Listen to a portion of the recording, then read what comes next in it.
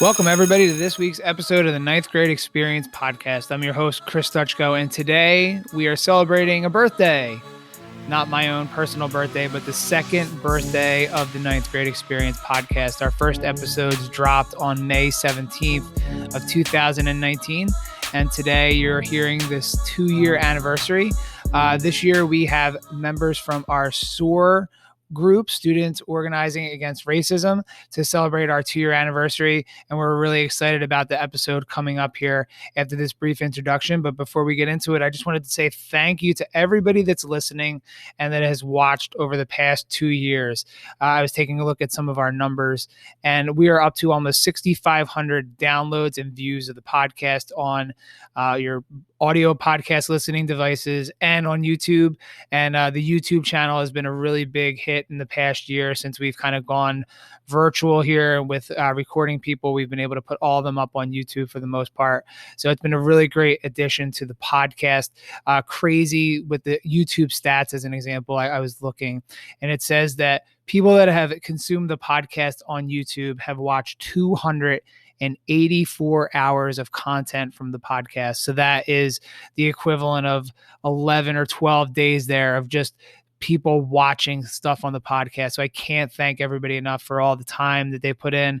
I wanted to thank everyone that's come on in the past 2 years. We've had some people within our building appear multiple times. We've had students come on, tell some great stories. We've had some people that are experts in the field join us as well too. So thanks to all the people that have made this possible throughout the 2 years here. And thanks to Dr. Kiris and to everyone that's been putting the podcast on during the advisory period during this school year. It's gotten a lot of eyes on the podcast. A lot more people have been able to be exposed to all the different awesome things that ninth graders are doing and different things related to our tech department. We've had some of our students appear on it.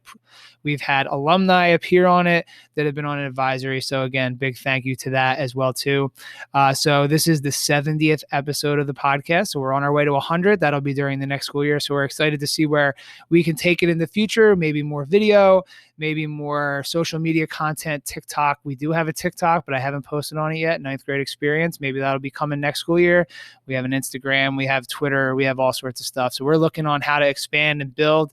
And if you're interested in contributing next year, just reach out to me, Mr. Stuchko, and we'll figure out how we can get you on.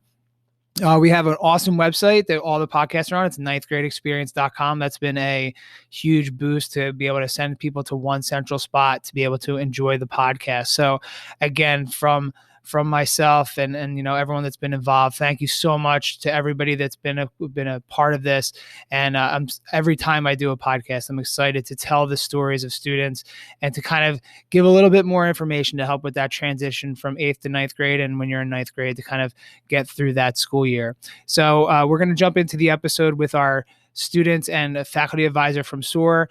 Just one thing, we did not have a chance to ask this question during the podcast, but all of them contributed great resources to aid in our discussion, things that you can take a look at after the podcast. And those are in the show notes, which you can see at ninthgradeexperience.com and be able to find it on the episode there. And it's also available like on the Apple, iTunes, or a podcast app and Spotify and everywhere else. So lots of links, lots of great material. So hopefully everyone enjoys this a super important conversation with members of our SOAR group.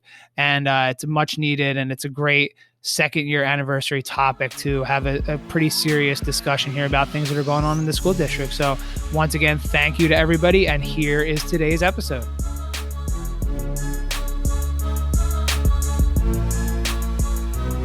Welcome, everybody, to this week's episode of the Ninth Grade Experience podcast. This is a special episode here. This is going to come out on the 2-year anniversary of the podcast.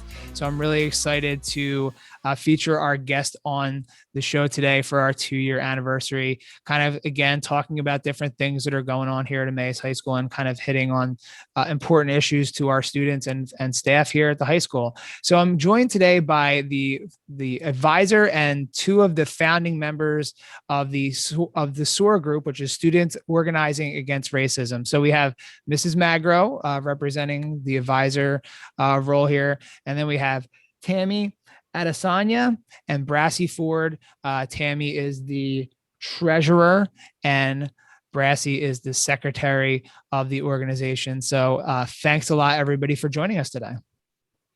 Thank you for inviting us on. So before we get into what SOAR is, we always ask every new guest, and all three of you are new to the show, what their ninth grade experience was like. And just to go through a little bit, so we have two students here currently at the end of their ninth grade year. So hopefully they have some good recollections on what this year has been like. And then we have Mrs. Magro, who is an Emmaus High School graduate, who she told us before the show. So since Mrs. Magro is unmuted, we will let her go first. And again, like we always tell the adults, you never have to say what year you graduated, but we do know you're an EHS grad. So what was your ninth grade experience like? So I'm fine. I graduated in 04. When I started high school, I was completely overwhelmed. I remember the school felt absolutely enormous.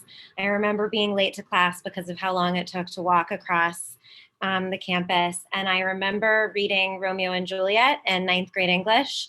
I don't remember much else about my freshman year that was academic related. I remember my social life, and I remember I definitely was not like aware of my racial identity as a white person. Like I was not woke in ninth grade at all. So I'll say that.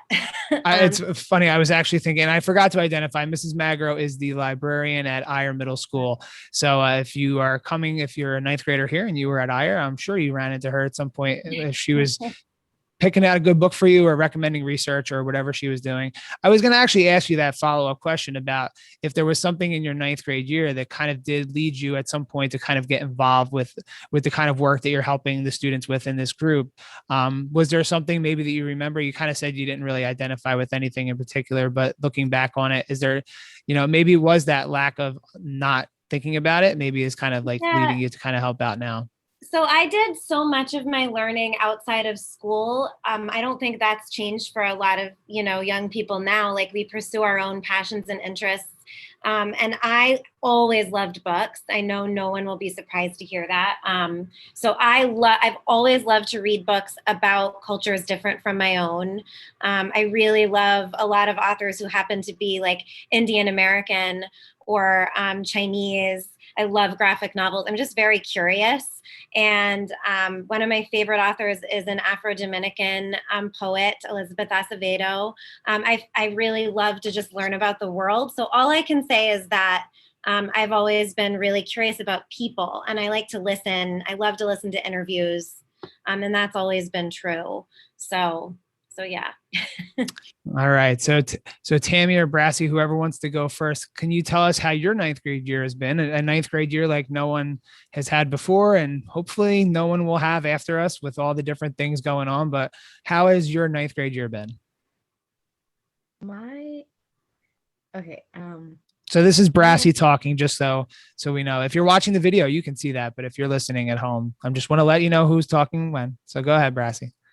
My ninth grade year has been, I would say, good. Like I've had my fair share of troubles, but so far, it's been good. I've realized that you've had to kind of take it up on your own to kind of help yourself, or else you're gonna get lost in all the work and like stress that comes with it. But so far, it's been good. Have you been hybrid, remote, 5-day? How have you been coming into the building, or have you come in at all? I came once and then I chose to do online because, well, actually I didn't choose. My mom thought it would be safer.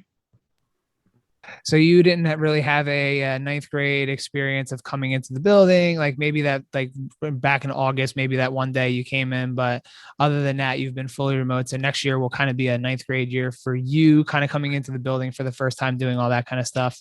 So how about you, Tami? How has your ninth grade year been? And are you been remote or hybrid, or what have you been, how you been accessing school? I started off the year remote. I mean, hybrid. Yeah, I started off hybrid until like December, and then I switched to remote for the rest of the year. And it's been pretty good overall. I joined a couple clubs like the BSU and SOAR, of course, and Kid to Kid as well, and they've all gone pretty smoothly. I overall did enjoy my year though.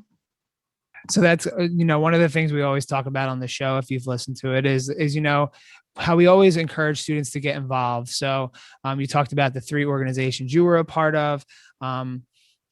Brassy, did you join any other organizations or clubs or any other extracurricular activities during the year?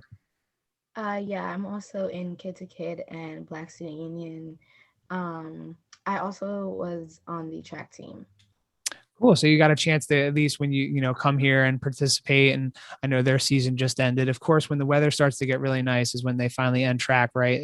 I'm sure there were days, I work with Mr. Labar, who's the jumps coach. And, there were days when it was like 30 degrees and raining. And I'm like, oh, that's not fun. So sorry you're missing out on the nice weather now with the track program. But again, the both of you are kind of great examples here of getting involved, and it was tougher to get involved this year. And I think that's one of the things that will kind of come up during our conversation here about how we can get students to focus and care about some of your issues here. But SOAR is a new organization here in the East Penn School District.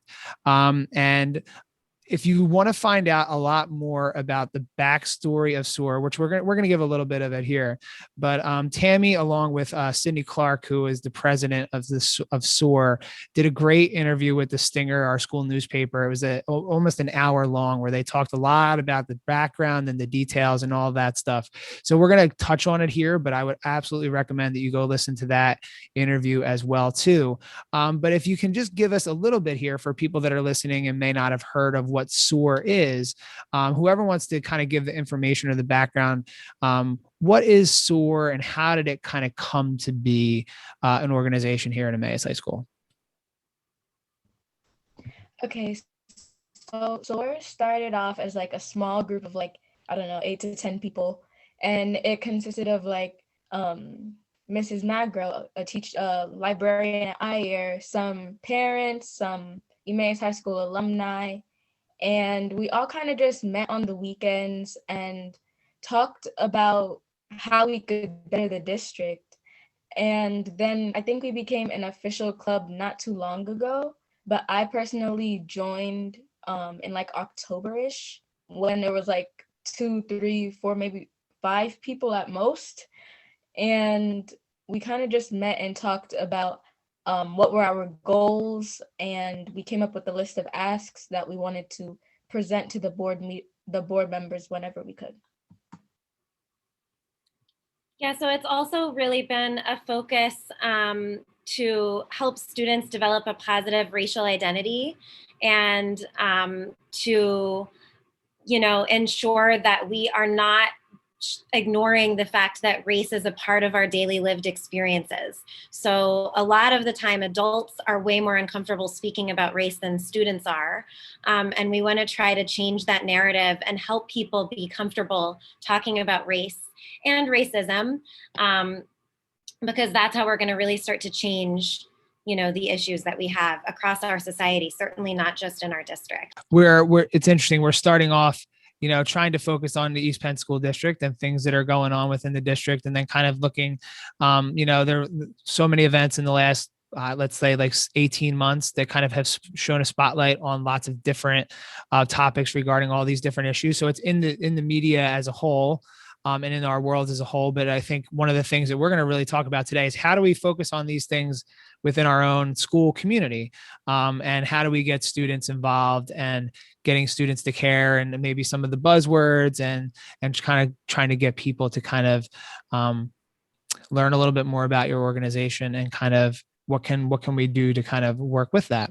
So I think one of the things that is important to kind of touch on at the beginning here, and just kind of to create a common language or common, some common words here, and the words that are kind of thrown around a whole lot. And I think if we could help students to understand a couple of the words here, then I think it would be really helpful to kind of think about how they could then be a part of this organization. So the 2 words I wanted to focus on were anti-racist and ally. And one of the things that I have a definition here, and you can tell me if it's good, bad, indifferent here. And I took it from the book Stamped: Racism, Anti-Racism, and You. It's written by Jason Reynolds and Ibram X. Kendi. It's kind of an adapted version. It's actually a really awesome version of Ibram Kendi's book stamped that is like a humongous book. Yes. But the stamped, that version with Jason Reynolds takes it and compacts it to almost like a high school-ish version of it. He tries to, add in different stories and stuff. And it came up on Kindle, and I was like, all right, I'm going to read this. And, I pulled this stuff out, but I like his definition here. There's a brand new one that's for kids too, that just came out. So it's going to be for more like 7th grade and younger. But yes, I listened to the audiobook of that. Love it. So here's the definition that I have of an anti-racist from this book. And then you can tell me how we can help students understand what it is. So he says in the book, an anti-racist idea is any idea that suggests that racial groups are equals.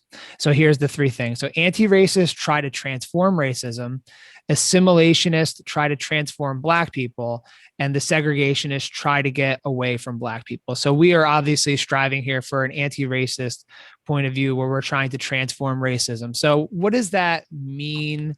If I'm a 15-year-old 9th grade high school student listening to this is like one of the $1 million questions here. What does that mean to me? And obviously Tami and Brassy have, they're really talking about this, and like, what does that mean to you? And then trying to explain that to our 700 freshmen and our 2,700 other students here at Emmaus High School. To me, anti-racist means to, recognize your privilege and also use the privilege that you have to help others that don't have it. And I think that kind of goes a part of being like an ally as well. But first you have to be obviously anti-racist to become an ally. I feel as though to like be anti-racist, you have to be aware of what's going on around you and aware that there is racism out there, and acknowledge it and accept it. And then after you do that, you can proceed with trying to change it, or at least fix it or make it slightly more pleasurable for people of color, because I don't know if it can ever be fixed, but that's what we're striving for, obviously.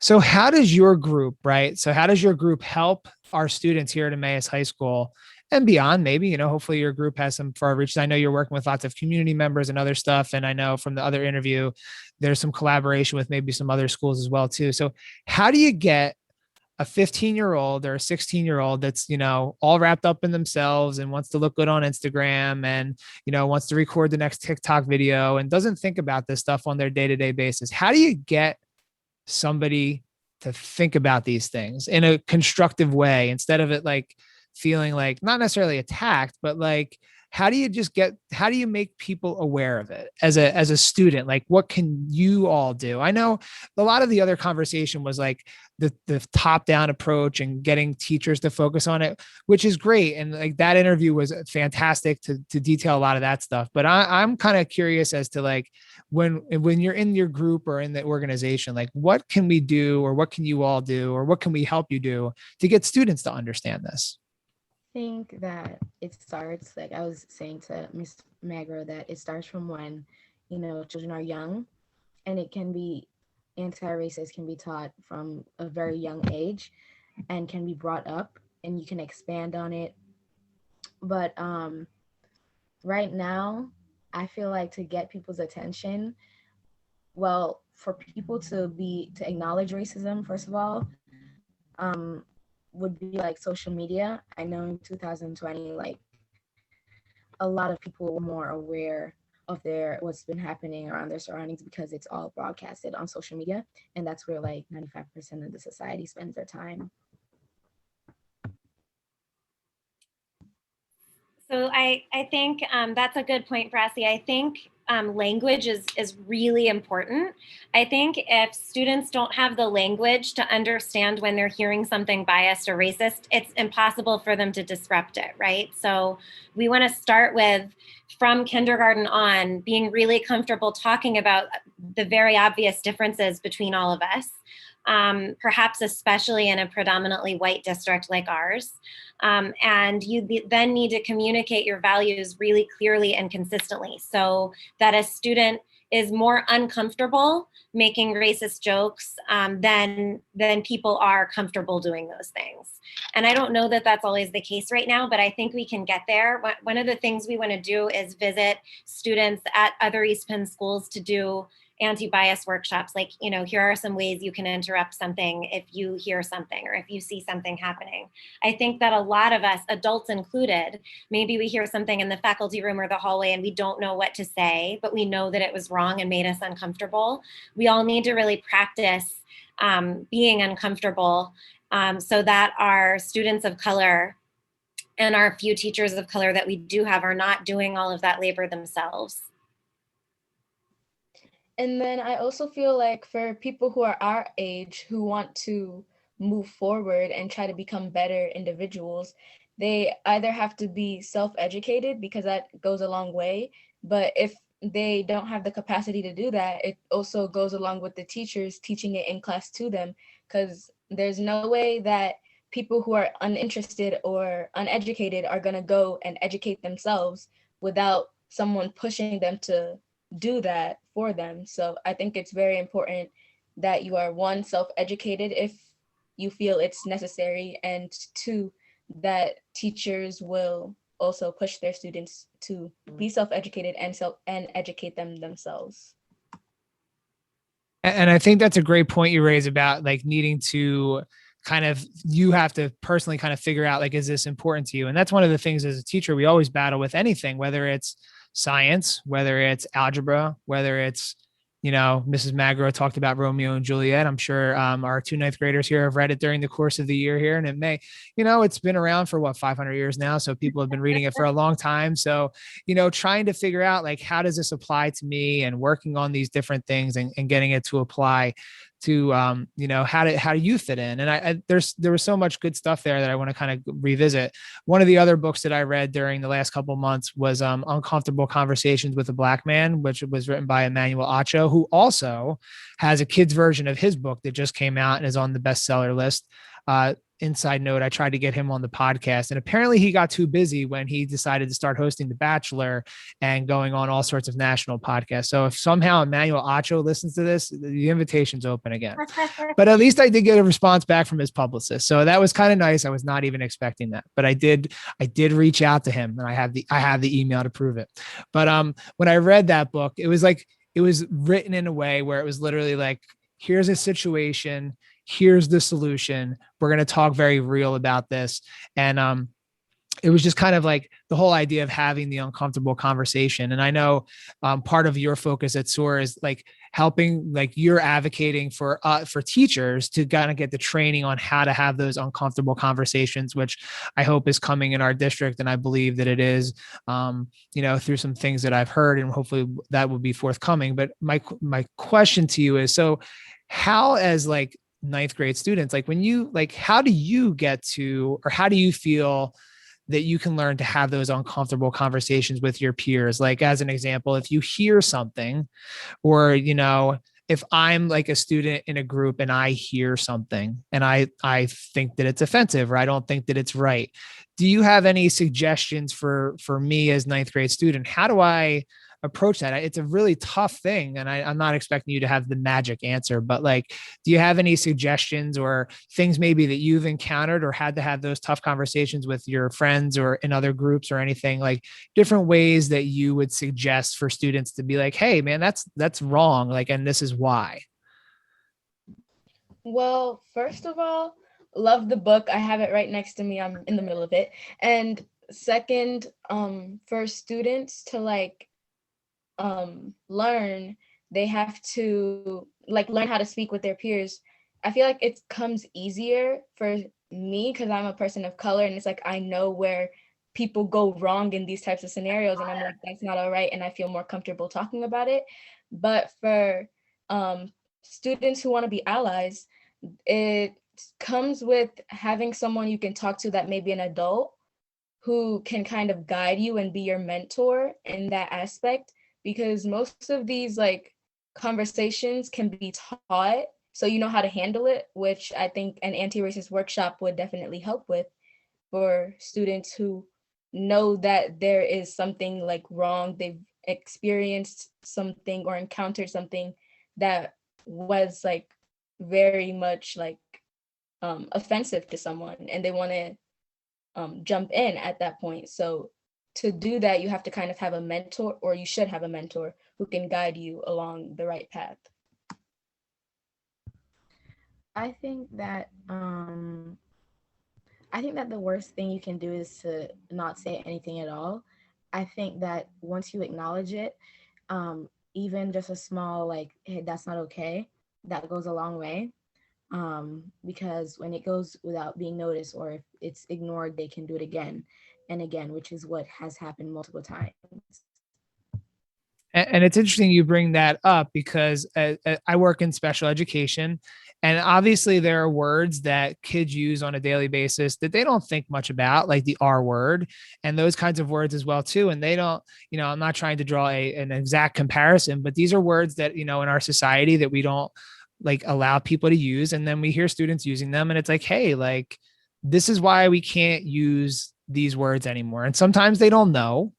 And sometimes they just choose to do whatever they're going to do.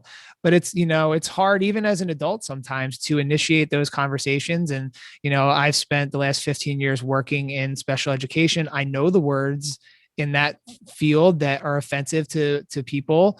And, sometimes when you hear it, it's just like, did that person really just say that? Like, now I have to like go and we have to have a conversation about that. But it's really interesting. Like in the last little bit, I've actually heard not related to like racial like words and kind of conversations like that. But I've heard some conversations with students, and I heard a student actually say, hey, that's not right. And even small examples of like just figuring out like that it's okay to say things aren't right, and you shouldn't feel like you're going to have to get into a fight about it. Like, I know one of the things that you talked about in the Stinger interview was like, if a teacher wants to intervene, they shouldn't feel like their job is in jeopardy. But for students, I think it's a little bit more, obviously it's not that we're not at that level yet, but they do feel that like, if I stick up for student X, are the rest of the people in my group going to like me? What is that going to do? So I think that kind of influences a lot. So I think the things that you're saying there about, standing up for people, like, again, like Brassy said, like when you see something, like you got, like, we have to begin to teach people how to stand up and say like, hey, that's wrong. And you might be in the minority about trying to be that person, but I think it's such a valuable skill to have. And, as adults, we're kind of dealing with that all the time too. I know Mrs. Magro kind of wanted to jump in there as well. I saw her, I think right before I started talking, she was getting ready to jump in. That's okay. I was just going to say the other tool I've found that's like really simple and really effective is asking people to repeat themselves, especially if it's like they're telling a really bad joke, or like they say something really outdated. You can say, can you say that again? Or you can ask a question like, can you explain why you just said that? Or tell me more about why you think that. And it turns it on to them to have to explain themselves. And usually they'll realize that they did something in that moment that they really shouldn't have done. Usually they know it while they're saying it. But if we don't ever stop people, we keep ignoring it. That's what gives that stuff power. And so the more you speak about something, the less power it holds. So I want to ask another, so we've had a nice conversation here about anti-racist. That was my first word. And then I'm not going to spoil the book for you, Tami, but on page 178 of the Uncomfortable Conversations book, I think Emmanuel, he defines being an ally in 4 words. And all he says is just keep showing up, which I thought was a great definition for it. I know that like people are very confused about what it means to be an ally. And at the beginning of our conversation, we talked about you kind of have to be anti-racist first before you can become an ally. So let's just assume that we've done the work where we are knowledgeable, we're anti-racist, we're working towards that. What does it mean, in your opinion, as high school students, to be an ally? Like, what are you looking for in an ally? And like, I assume that anyone can be an ally, whether you're a high school student, a middle school student, an adult, all those different things. Like, if we're just using maybe you have a more detailed definition than just showing up, but I don't know when we're talking about ally, I think that's another one of the buzzwords thrown around a lot, but what does it mean to be an ally? For me, I don't think it means like, like I don't think to be an ally you need to like show up to a Black Lives Matter protest. I just think that it's being aware and like recognizing your privilege, and then also acknowledging the little things that happen in your surroundings. For me, I think that it's very hard for some people to recognize their privilege that they hold, and doing that means you have taken the time out of your day to not only look on your side but also the other side and put yourself in others' shoes. I think that to piggyback a little bit off of what Brassy said and what we were talking about before, that you just kind of have to be willing to stand up for people of color and different racist experiences that they're having, whether it's on social media or it's in person or whatever, wherever it is, online, whatever. You just need to be willing to step forward and put a foot down, like this is not right, and kind of know that it's like using your identity to help other people, which is a really big part of it.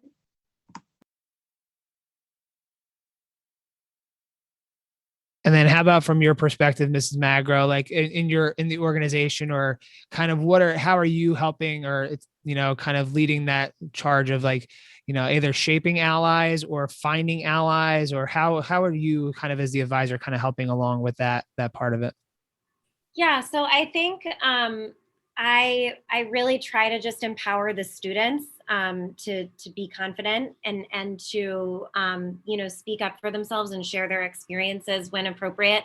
I think a big thing is not to confuse being an ally with being like a white savior and being the white person who's sort of like speaking for students of color or people of color instead of speaking with them and amplifying what they are saying. So I always, for example, make sure to like give credit to the ideas I'm sharing. They usually don't originate with me.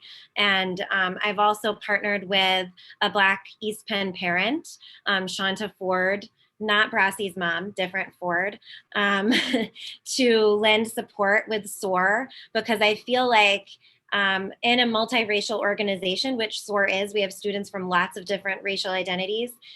Me as a white woman, I am not enough to support the students. And I really appreciate that in East Penn, we have such an incredible community. We can, build partnerships with nonprofits, with local universities, with parents. And I think that's a big piece of it too, is helping our students to understand the influence they can have at this age by just empowering and amplifying their voices. So for me, being an ally has really looked like listening first and then figuring out how to help them take action and empowering them to do that.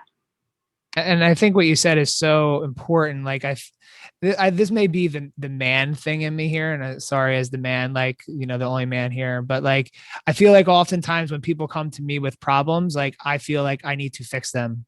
And this is a problem that like, I can't like wave a wand and fix myself. Like like we're saying, like we all have to work in partnership and we have to kind of work together on all this. And I'm not here to like, I can't like, I want to do my small part or my big part or whatever part it's going to be. But like to go in with it with that mindset that like all of a sudden, like you're going to be the person that solves this massive problem, like it's just not realistic. But I think one of the things that I really appreciate about SOAR and what you're talking about is, one of what you said consistently in the interview with the Stinger was your club is there to take action and to kind of to do stuff.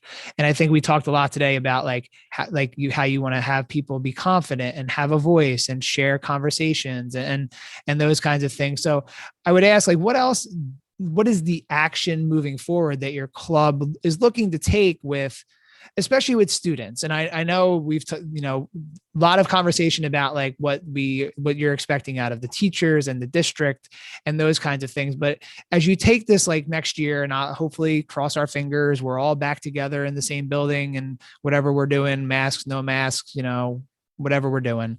But we're all back together. And I know how hard it's been.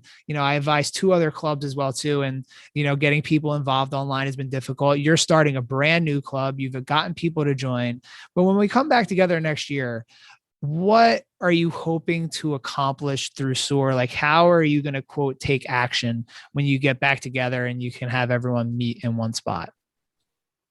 Well, I think that for students, it can be either a safe environment where they can come to like share their stories or their experiences, or it can be a place where allies, or you can learn how to become a better ally and you can do more. Because, sometimes you want to do more, but you don't know how to. Thank you, Brassy. I love that. And then as for appealing to the students, we definitely probably get our name somewhere on the website with the other clubs if possible, and maybe be in the announcements or something as new clubs to join. But I do know that we did get a lot of members rapidly when we first started. So it's a lot of people that were coming in and a lot of people were interested. So definitely putting ourselves out there on the website and kind of making our name known or our organization known for people who are interested in learning and also taking action in the district. I think we've also talked about doing fun events we have a lot of writers in our club. So a poetry slam was talked about, hopefully to raise money for a cause that aligns with our organization's goals. And then we also, like I said, do want to visit other schools and grade levels to talk about race and racism and how to interrupt bias. I don't think, our students are ready to have those conversations. I don't think we have to wait for everyone else to be there. And I think, like Brassy said, we really want to help students understand what anti-racism looks and feels like, because it should feel like a daily practice. And I think those are all really good things to consider, moving forward, trying to take action and moving your organization ahead. I think it's a really telling that in such a short period of time, you had such interest. And again, it's at the time of the year when I know in the clubs that I advise, our people that are caring are going down through no fault of their own. They're just tired of being on Zoom. But you all are starting a brand new organization here through Zoom, and you're getting, growth. And I think people are finally starting to realize, hopefully in our schools and in our district, kind of the importance of all this. So I wanted to take a second and thank you all for coming and talking to me and sharing all the different thoughts. I have one final question for you. And again, you have been nothing but honest. So again, you can be as honest as you want with this question. So here it is. So I am actually a newly minted member of the Emmaus High School equity team. Now I haven't been to a meeting yet. So I don't I've kind of heard about the work that they do. I know where we're going. So here's my question to you. And you could tell the people there, and you've told a lot of people what you believe and all the different stuff, which is fantastic. But I'm going to this equity meeting for the first time in 2 weeks, and I'm going to be sitting in there. If you had a question, a message, something that you would like to share specifically with those people, it's people from the high school. It's not a district-wide thing. So people from the high school, if you wanted to share one thought, one message, one question. I know you shared your asks at the district level, but what should I take to that meeting from SOAR, from what your experiences have been? What is it that if I'm going to try to help be an ally or help to get people learning more about the things that you talked about today, what should I tell them? What should I ask them? What should I try to get them to understand? Okay, so I feel like the district has to get mad because this stuff is happening to students every single day, and it's stuff that they can't stop. It's not like they can just change it, or they can just change their identity and wipe everything away, wipe their past away, wipe their history away. So you have to get mad, because if these students can't fight for themselves and they're not confident enough to fight for themselves, that's your job. So going into that meeting, I would say they need to be a little less nonchalant and be a little bit more aggressive towards this, because this type of stuff is happening every single day and to many students. And we can't just focus on a majority of the students and leave out a specific group of students, because that's you're just leaving them out to dry. They don't matter everything's okay. If this part of everyone is okay, it doesn't matter what's going on over here. The majority's all right, that's okay. But that's not how it should be. We need to better the district as a whole and worry about all the students, because all these students have potential to be great, but you're just like, there's pain over here that is not allowing them to have rest of mind and a free conscience. So I feel as though you need to get mad and like try to fix this, be more aggressive towards like, where's the passion? The passion needs to be there in order to make things better.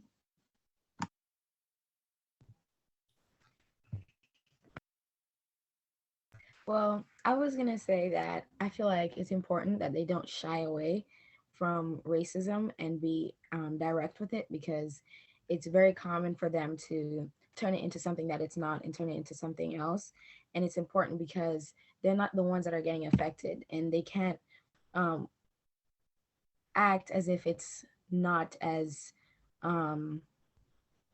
important as what I would think, because I'm the one that's getting affected. The students are, potentially the teachers are, and for them to just sit there and, like what Tami said, to be nonchalant, it's not them that are getting affected. So they have to be mindful of that and to listen to their students.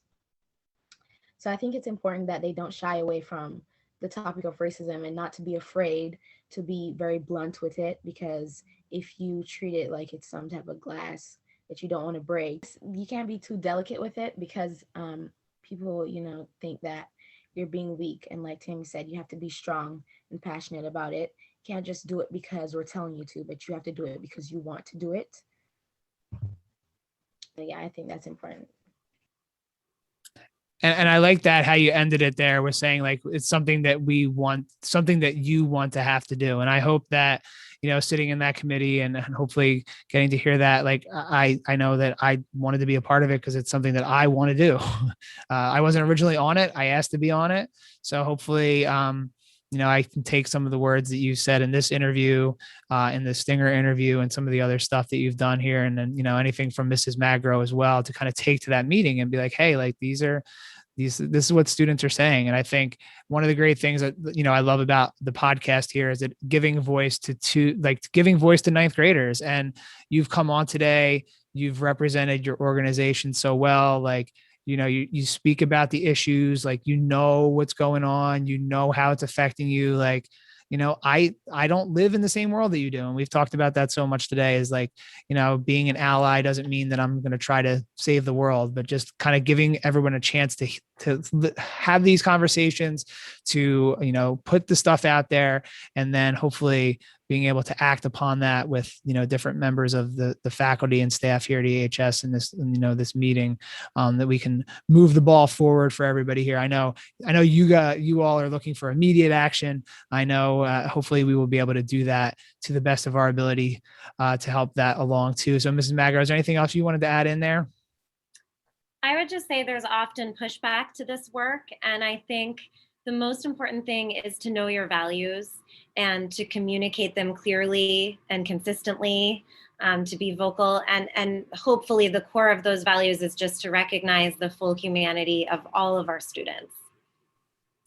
All right. So I think that's a great spot to end it here. Valuing every student here at Emmaus High School, I think, is something that I don't think that should take a whole lot of convincing, that we should be able to value every student here at Emmaus High School. So I think this is an awesome episode to share on the 2-year anniversary of the podcast. When I kind of came up with this crazy idea 2 years ago, I was hoping to have conversations like this. They're not necessarily always this deep, but I think, in 2 years, we've seen this come to the forefront here. And, this is something that I feel is important to share. So I'm glad that we had students that came on. I'm glad Mrs. Magro had a chance to come on here as well, too. And, if hopefully, whatever willing, I'm back here for next year and we're doing this again. And, there's always an open microphone, an open Zoom spot, an open whatever for you all to come back here. And if you need help getting the word out about anything, feel free to always come back to the 9th grade experience. Even if you're in 10th grade, we will get you on.